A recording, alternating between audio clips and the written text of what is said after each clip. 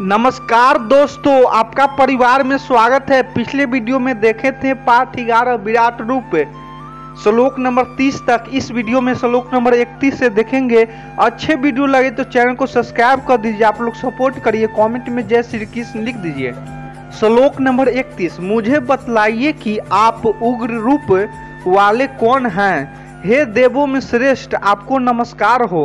आप प्रसन्न हो, ये आदि पुरुष आपको मैं विशेष रूप से जानना चाहता हूँ, क्योंकि मैं आपकी प्रवृत्ति को नहीं जानता। इस श्लोक में अर्जुन भगवान श्री कृष्ण से उनके विराट रूप के बारे में पूछ रहे हैं। अर्जुन ने श्री कृष्ण का विराट रूप देखा, जिसमें वह अनेक मुखों, अनेक आंखों और विभिन्न रूपों में दिखाई दे रहे थे। यह रूप अत्यंत भयानक था तथा जिसे अर्जुन भयभीत हो गए थे।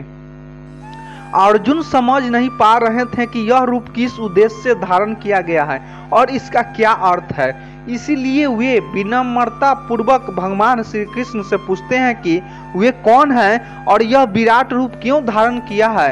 अर्जुन भगवान से कृपा की याचना करते हैं और यह जानना चाहते हैं कि भगवान का यह अद्भुत रूप किस बताइए की सूचक है।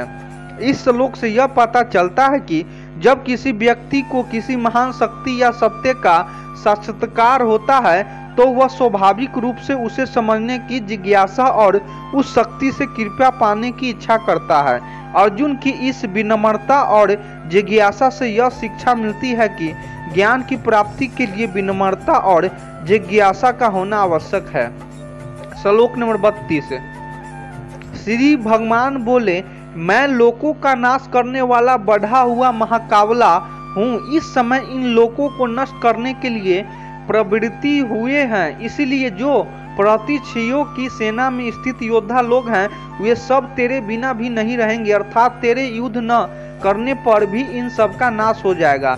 भगवान श्री कृष्ण यहाँ पर अपने विराट रूप में ब्रह्मांडीय रूप से प्रकट हो रहे हैं। वे कह रहे हैं कि मैं काला हूँ, अर्थात समय का अवतार हूँ और मैं संसार की समाप्ति का कारण हूँ। वर्तमान में मैं पूरी सृष्टि को समाप्त करने के लिए सक्रिय हूँ। इस श्लोक में भगवान श्री कृष्ण यह भी बताते हैं कि काल के रूप में वे सभी जीवों की अंतिम गति के दाता हैं। वे कहते हैं कि इस समय जो युद्ध चल रहा है उसमें सभी योद्धा मेरे द्वारा विनाश के लिए आहुति किए गए हैं।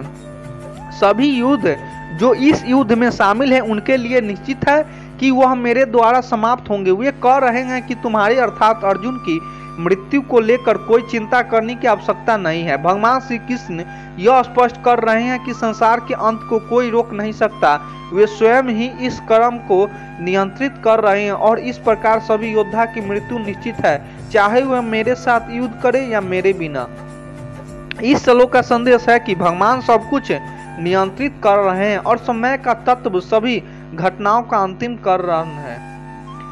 श्लोक नंबर 33, अतएव तू उठ, यश प्राप्त कर और शत्रुओं को जीतकर धन धान्य से संपन्न राज्य को भोग। यह सब पूरी बड़ी पहले से मेरे ही द्वारा मारे हुए सर्व चिन्ह बाएं हाथ से भी वान चलाने का अभ्यास होने से अर्जुन का नाम सर्व चाची हुआ।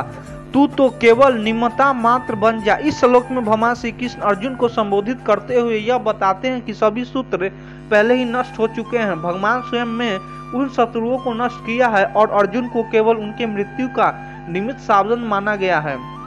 इसीलिए अर्जुन की अपनी क्षमताओं पर विश्वास रखते हुए युद्ध में उठ खड़ा होना चाहिए और विजय प्राप्त करनी चाहिए। इस श्लोक में श्री कृष्ण ने अर्जुन को यह समझाया कि विजय सुनिश्चित है और उसे युद्ध के प्रति अपने कर्तव्य को निभाना चाहिए। श्लोक नंबर 34, द्रोणाचार्य और भीष्म पितामह तथा जयद्रथ और कर्ण तथा और भी बहुत से मेरे द्वारा मारे हुए शूरवीर योद्धाओं को तू मार।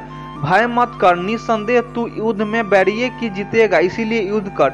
इस श्लोक में श्री कृष्ण अर्जुन को युद्ध के प्रति उनके आत्मा संस्कार को प्रोत्साहित कर रहे हैं। वे अर्जुन को बताते हैं कि उसने युद्ध में कई महत्वपूर्ण योद्धा को पराजित कर दिया और इसीलिए उसे और अधिक चिंता करने की आवश्यकता नहीं है। उन्होंने पहले ही महत्वपूर्ण विजय प्राप्त कर ली है और उसे अपने प्रयासों को जारी रखना चाहिए क्योंकि उसकी विजय निश्चित है।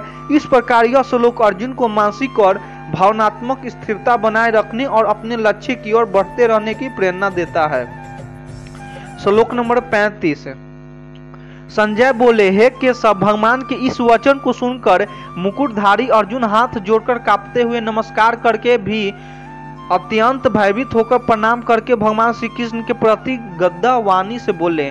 इस श्लोक में अर्जुन की भक्ति और श्रद्धा को दर्शाया गया है। विराट रूप के दर्शन के बाद अर्जुन ने भगवान कृष्ण के प्रति पूरी तरह से नतमस्तक हो गए। उनकी शारीरिक स्थिति, हाथ जोड़ना, कांपना और सिर झुक लेना उनकी गहरी श्रद्धा और भय को व्यक्त करता है।